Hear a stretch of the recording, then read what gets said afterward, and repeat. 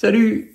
Avec les 5 premiers matchs de cette 17e et dernière journée des matchs allés, qui a commencé avec un Nantes-Monaco assez sympathique, et une équipe de Nantes qui a produit plus de jeux que d'habitude, qui a mené 2-0 face à une équipe de Monaco très handicapée, notamment sur le plan offensif, puisqu'il manquait Golovin, Kliouche, Minamino, c'est beaucoup. Et Nantes qui menait 2-0 et qui pratiquait un football plus pétillant que ces dernières semaines. Et puis Monaco a eu les ressources de revenir au score, avec notamment une grosse faute de main d'Anthony Lopez, enfin une mauvaise appréciation d'Anthony Lopez sur un centre qui a entraîné l'égalisation de Salissou. Le match qui aurait pu basculer en fin de match, puisque dans la même minute, Palois a sauvé sur sa ligne et sur la contre-attaque, Moses Simon a tapé sur la barre. Mais voilà, c'est un paradoxe de voir que Nantes, qui a fait match nul à Lille, au Parc et à domicile contre Monaco, toutes des équipes de Ligue des Champions, c'est des résultats corrects, sauf que avec la victoire à 3 points, avec que des nuls, t'avances pas.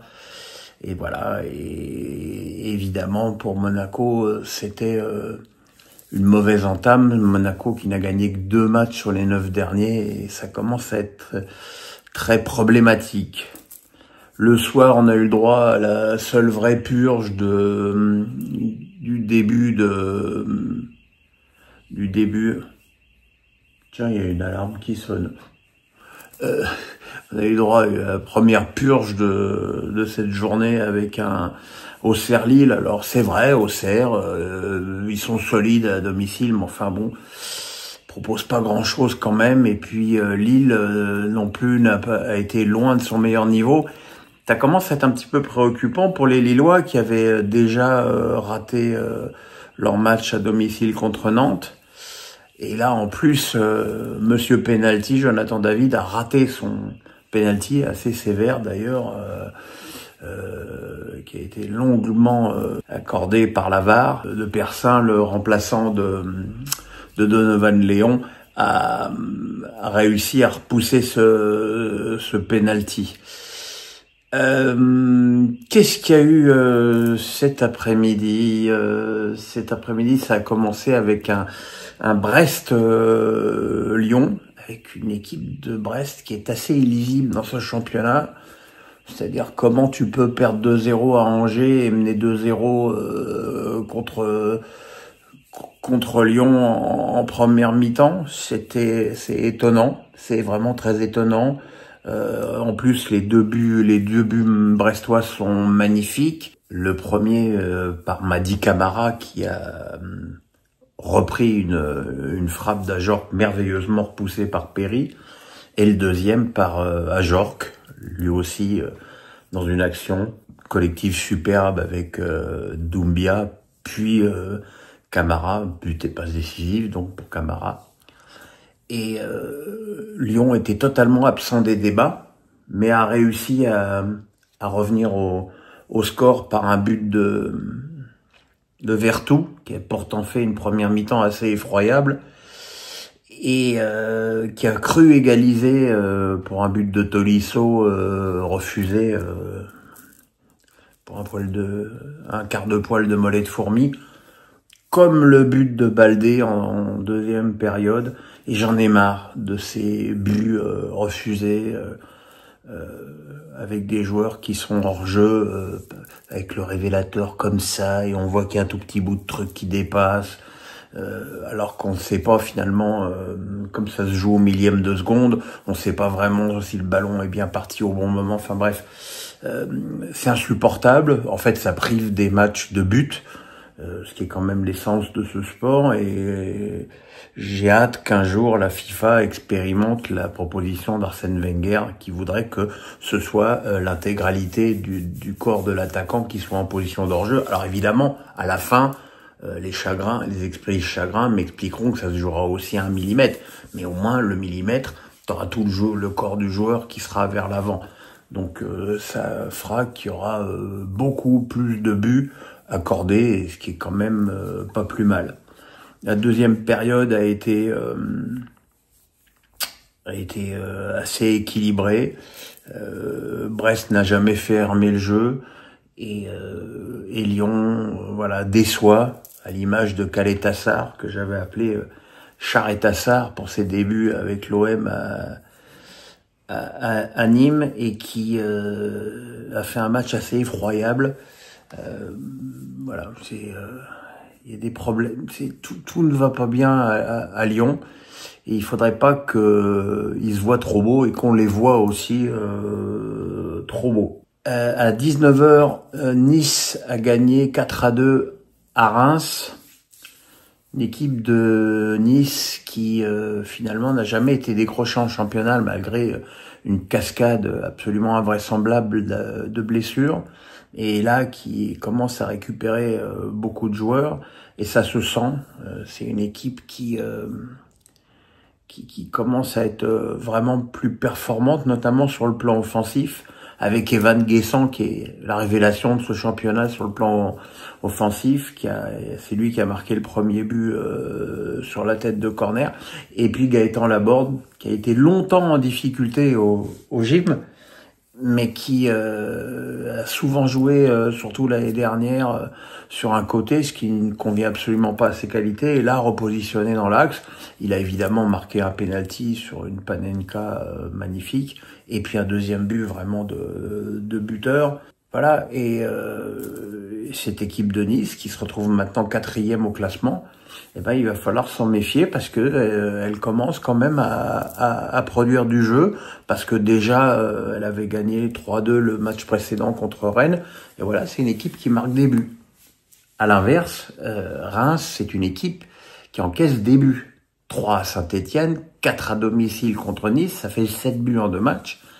C'est pas dans les habitudes champenoises depuis que ce club est revenu en Ligue 1. Ça a toujours été une équipe qui était extrêmement imperméable sur le plan défensif. Mais bon, quand vous vendez votre meilleur défenseur et votre meilleur joueur, Agbadou, qui va aller jouer le maintien en première ligue avec Wolverhampton, faut pas s'étonner derrière que les conséquences sur le plan sportif soient graves. Alors je veux bien que oncle Picsou Caillot ait besoin de ses sous-sous pour faire sa popote, mais à un moment donné, si tu affaiblis trop ton équipe, et que le club à un moment donné se retrouve peut-être à jouer le maintien, une relégation en Ligue 2, ça coûte beaucoup plus cher que la vente d'Agbadou pour 20 millions.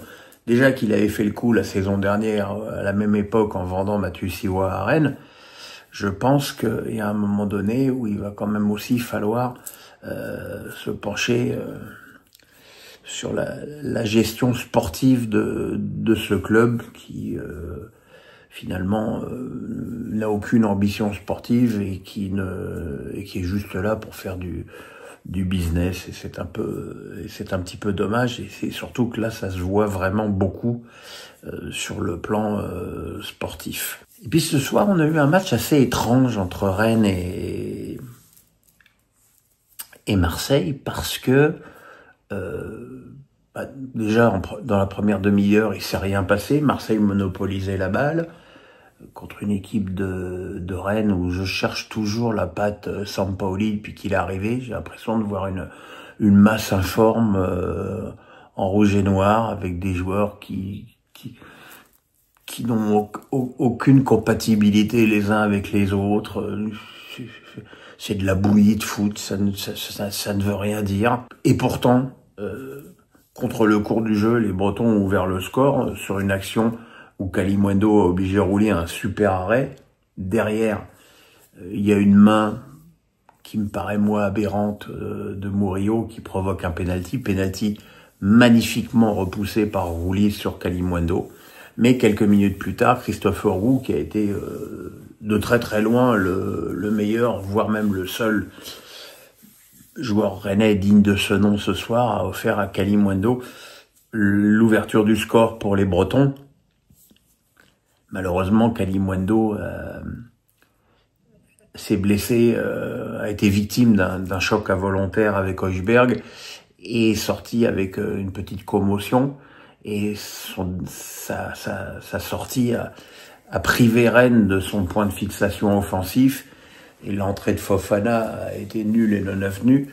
Et puis, de toute façon, c'est pas Fofana qui allait remplacer un avant-centre. Entre-temps, quelques minutes après, Rennes avait égalisé magnifiquement sur un but qui ressemble d'ailleurs comme un frère à celui de Rennes, avec une frappe de Greenwood magnifiquement servie par Murillo, qui avait été lui-même décalé très joliment par Højbjerg. Et puis en deuxième période, Greenwood a déposé du pied gauche un centre sur la tête de Rabiot qui a donné l'avantage et la victoire à des Marseillais qui n'ont pas eu vraiment à forcer leur talent pour faire la très grosse affaire de cette journée, puisqu'avec cette victoire, ils reviennent à 4 points du PSG, qui ne jouera que demain contre Saint-Etienne, mais c'est surtout qu'ils commencent à faire le trou par rapport à Monaco, 5 points, Nice, 6 points, et Lille, 7 points. Ça commence à sentir bon la Ligue des Champions pour l'OM l'année prochaine, ce qui me semble être le seul objectif raisonnable de cette équipe cette année. Plus, ce serait trop. Voilà, on se retrouve demain pour la suite. Merci de la forte audience que vous m'avez offerte pour les dossiers de Pierrot consacrés à l'OM. Comme je vous l'ai dit, jeudi prochain, je vous en ferai un sur mes souvenirs avec Arsenal, et croyez-moi, il y a de quoi faire. Voilà, j'espère que ça vous plaira autant. Je vous embrasse, le pouce, la cloche, on s'abonne. À